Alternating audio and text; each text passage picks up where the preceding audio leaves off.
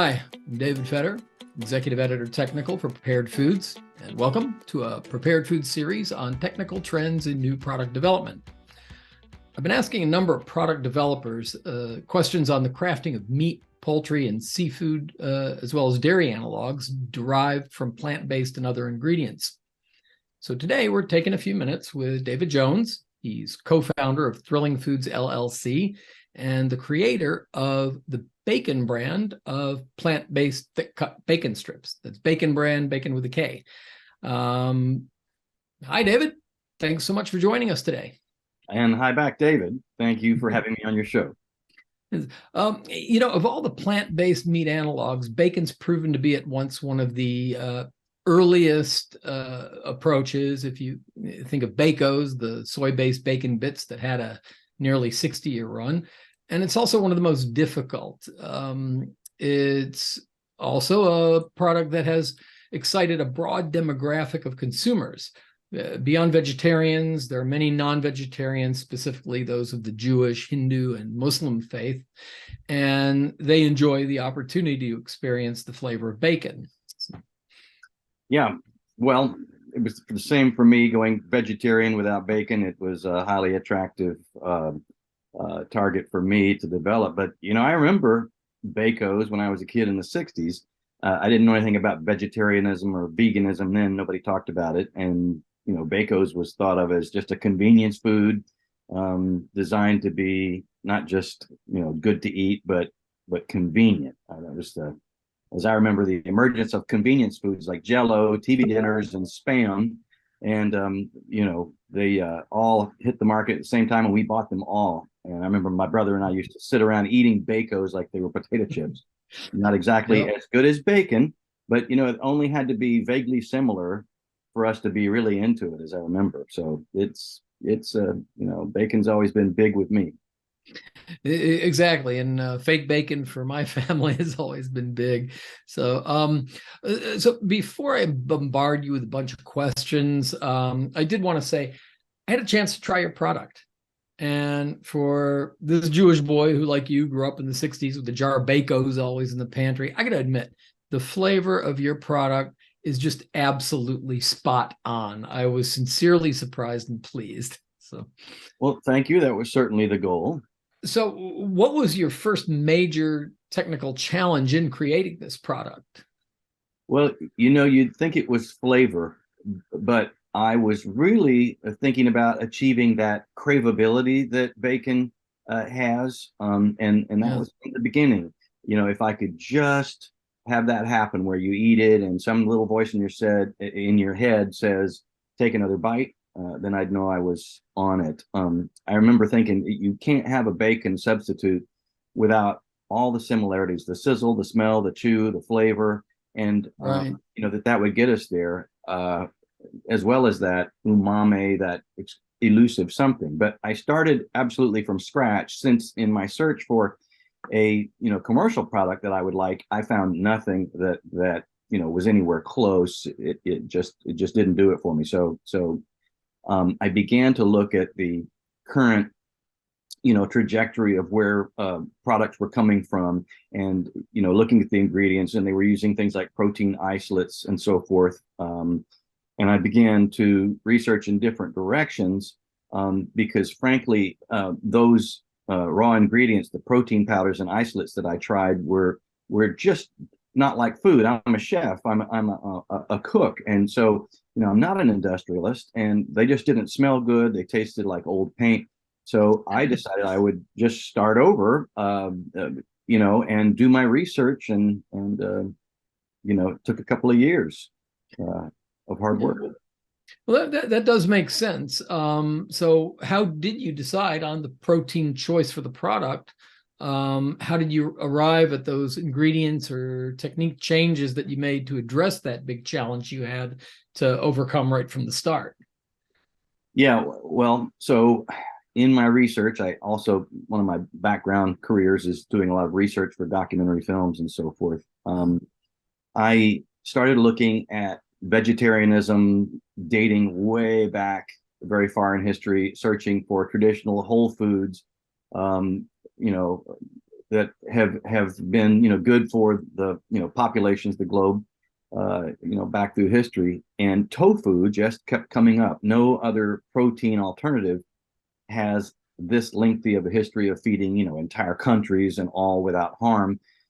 In fact, my research showed that populations that consume, say, one to several servings of tofu per day had lower rates of disease, including cancer and heart disease, than the general population, and certainly the United States. So my challenge, though, was I knew tofu already. My challenge was to get something like tofu to taste, exceptionally good, like bacon. And you can't even get tofu very easily to taste like anything. It's famous for tasting like cardboard. You try to marinate it, you can marinate it for days. It doesn't make any difference. You cut it open and the marinade doesn't penetrate. So after tons of experiments like that, I had to learn to actually make tofu, because I was going to try to approach it prior to approach the soy milk prior to tofu, and look at trying to get my flavors and fats entrained in there. And so that was another long series of experiments and so forth that I documented. I have all my notes, and it's great. But I finally did get success, and was able to make an analog meat that was both fatty and lean. And then I realized from my past actually making bacon that I learned that bacon making techniques in Hungary and in Texas. Wow. I was a meat eater. It needed to be cured, and so I knew that curing process, the day in salt and the day in hardwood smoke. And so I did that with the meat that I had made out of modified tofu. And sure enough, the result was truly, really craveable. I remember eating it that first day after getting it out of the smoker. I fried up a slice, and just there it was, that little voice saying, "Take another bite." And so I got pretty excited. Wow. Yeah, I mean, one of my suppliers of ingredients came to visit and to try the product because I was so excited by it. And while we were talking, they ate an entire plate of bacon. So the craveable was achieved. Yeah, that's your best type of focus group event, if you will. So, when you get that point where one bite calls for another, which I've heard you say before, that's how you know you're there. And I did notice that the texture replicates thick cut bacon.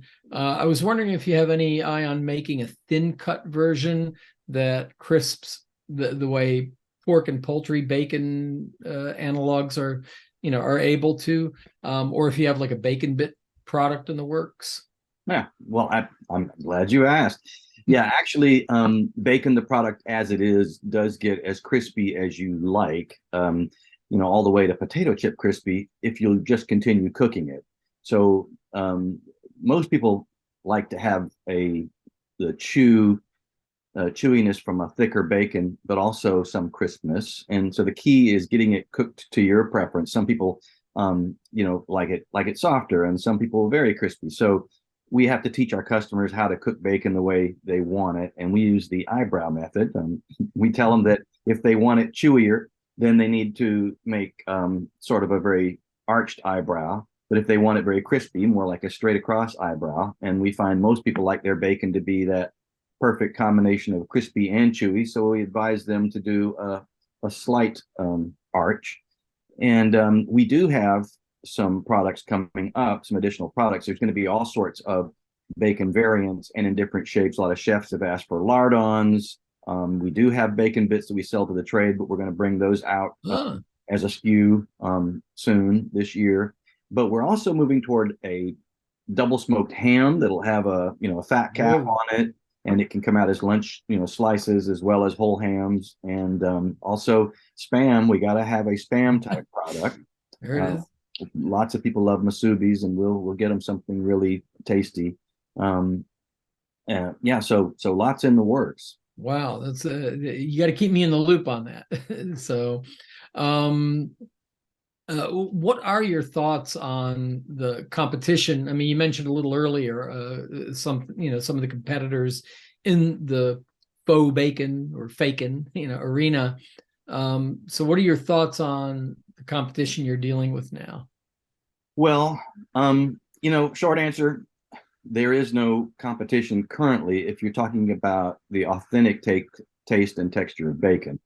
Um, but if you're just talking about competing brands out there, well, there are quite a few with really high production capacity, excellent distribution, and they're just way bigger than us and financed with mega millions. The problem is they just don't taste like bacon. And I'm being really straight and honest. I don't want to trash anybody. We really wouldn't mind, some competition in the flavor and texture category, because for now, it's really hard for people to take this category seriously. Oh, absolutely. Yeah. I was gonna say a rising tide raises all boats, as they say.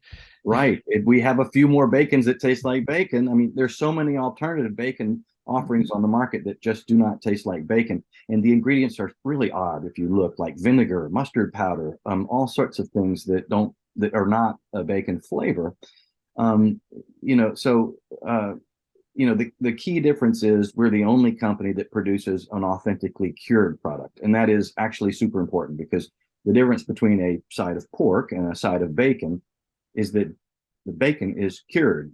In the old days, that was more like a day in salt and a day or two in smoke, and that's what we do. And that's one of the key flavors of bacon. And you can't fake it. You can't fake that part. So yeah, today even a pork bacon is made with liquid smoke, and curing has been turned into a liquid cure that they inject. And so we're actually more old school real bacon than some of today's pork bacons are. And we might not be the only company selling authentically cured, vegan meat one day. That others will follow us, and that will be great. There's a lot of room and hunger in the world for an authentic tasting and healthy plant-based alternative to meat. So we'll welcome, competition on our level. Yeah, and absolutely. There's a definite paradigm shift where people are seeking out these products, and the more they approximate or even mimic more perfectly their animal counterpart, the more people will get them. The more it's a what would you call it? It's a self-replicating process, and it is happening. So I'm with you there. Did you turn to any ingredient companies for help in perfecting your formulations? Well, I went to an awful lot of ingredients companies, and there are trade shows and so forth. And but in the end, I just realized we don't want a lot of ingredients in our products. That is where the public is today. Not so much food service. I don't think they care. But when you're selling in a grocery store, the shorter your list of ingredients are, the more understandable they are, the better you will actually sell. And that has a really serious overlay with, say, vegan, vegetarian, flexitarian, conscious eaters. The people who would buy a meat analog are really concerned with ingredients. So I purposely limited them and to things that I could understand and feel confident in. And we worked really hard with that limited list of ingredients to make sure they're safe, wholesome, even quote natural. We need to be careful that we would be able to, in an open forum, honestly defend every choice that we made. I'm creating hopefully what is vegan 2.0, healthier foods for healthier humans, not just the vegan 1.0, which was healthier for animals in the earth, but it wasn't necessarily healthier for humans. We're going to want certifications on future ingredients and be able to share those certifications. That's probably a coming thing. Okay. I was gonna ask you that if you have certifications such as kosher, halal, anything like that in the works. Yeah, and I think not just those will have, there are all sorts of certifications like that, like even that it's keto or that it's vegan. There are vegan certifications. So we're going after all of those and want to have them fitted somewhere on the label but we'll also be looking for certifications in the future that are about sustainability. So all of our ingredients will need to be certified as sustainable. People are asking about that. Yeah, I was wondering where bacon, the product, is on the sustainability issue, because so many product makers, are dealing with that today. How sustainable is it at this point?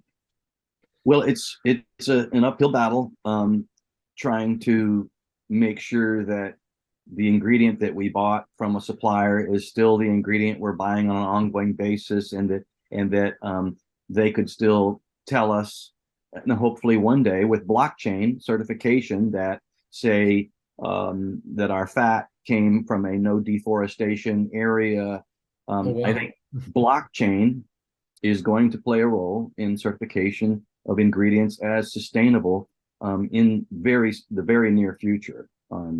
And we overall, our product is more sustainable than, say, meat production, and all of our ingredients, we've taken great pains to make sure they're sustainable and the least harmful. But this will be an ongoing development, with certification of sustainability for all ingredients. But you're on the path, and that's it. So, listen, I gotta thank you for sharing this wonderful inside look as to how you brought a real bacon experience to the millions of us who couldn't experience it before now. And it's just been fascinating to see how all this came about and how you met these challenges, and also what's coming down the pipeline from you guys. I'm definitely looking forward to your new products.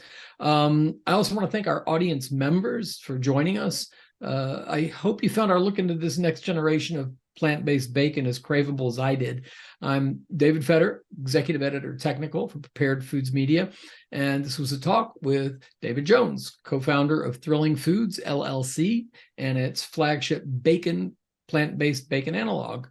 Be sure to check out our media menu at preparedfoods.com. You'll find a wealth of plant-based trends and insights, as well as many more videos, podcasts, articles, and resources of value for today's food and beverage makers. Having you join us at some of these in the future. Thanks.